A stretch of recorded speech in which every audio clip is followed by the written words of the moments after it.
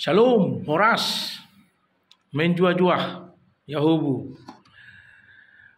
Teman-teman, mungkin kita masih ingat beberapa bulan atau tahun yang lalu viral seorang anak gadis perempuan Batak menikah, dan di dalam pernikahannya, pemberkatan nikahnya di gereja, ibunya itu datang dan marah-marah dan dalam tanda kutip merusak suasana pernikahan yang sakral tersebut. Kalau kita simak lebih mendalam, apa sesungguhnya penyebabnya? Penyebabnya sesungguhnya adalah karena orang tuanya atau kedua orang tuanya, sang bapak maupun sang ibu, melakukan kawin cerai.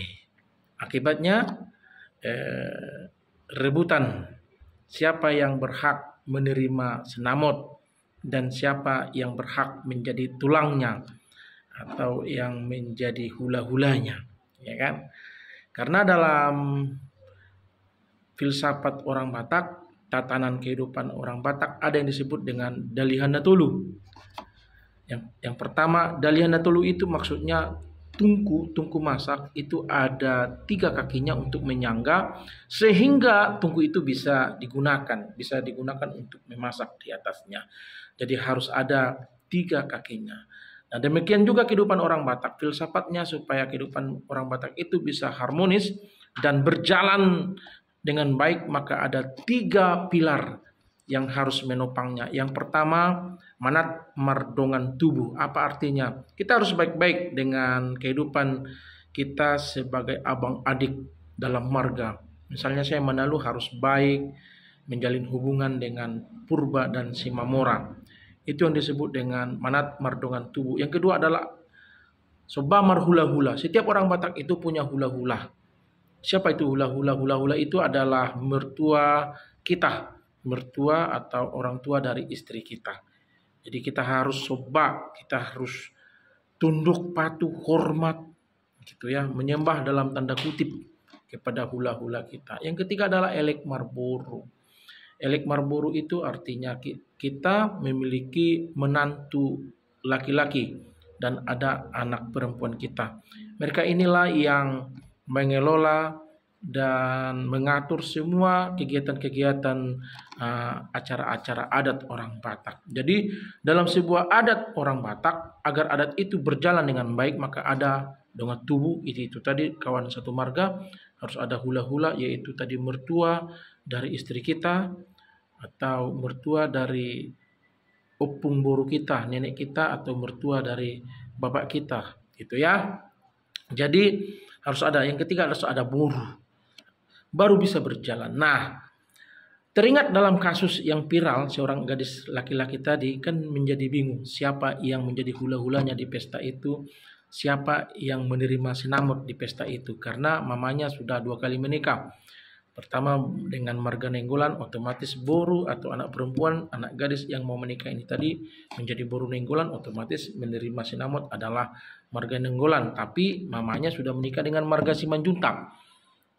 Juga meminta hak agar membawa marga Simanjuntak itu yang menjadi penerima sinamot, karena suaminya sekarang adalah marga Simanjuntak. Jadi menjadi ribet dan rumit. Itu yang menyebabkan orang Batak atau kehidupan hukum adat dan tatanan sosial kehidupan masyarakat adat istiadat Batak menolak perceraian. Adatnya menolak perceraian dan hidup kawin cerai dan hidup poligami. Karena nanti jadi bingung, siapa yang menjadi hula-hula, siapa yang menjadi menerima senamot. Bingung. Ya, bingung. Akhirnya ribet sendiri. Jadi kalau ada orang Batak yang kawin cerai dan poligami, itu adalah kasuistik, kasus. Menjadi kasus dalam hidupnya yang melakukan itu, menjadi ribet dan rumit hidupnya yang melakukan itu. Sebab nanti dalam kehidupan tatanan sosial orang Batak, dia tidak bisa menempatkan dirinya di mana dia duduk. Sebagai dongat tubuh, sebagai hula-hula, sebagai boru. Bingung dia nanti karena kawin cerai. Jadi sekali lagi, kehidupan suku Batak atau kehidupan sosial adat istiadat Batak sangat-sangat tidak bisa menerima kawin cerai dan poligami. Itu di dalam kehidupan pernikahan. Ketika menikahkan anak akan menjadi ribet, rumit, dan akan menjadi keributan. Demikian juga ketika kawin cerai dan yang melakukan kawin cerai ini meninggal, maka menjadi bingung juga siapa nanti akan memberi ulus saputnya. Ya gitu ya. Hula-hulanya siapa? Istrinya dua. Marga boru A, boru B. Jadi nanti hula-hulanya yang mana yang dipakai? Apakah marga A atau marga B? Itu.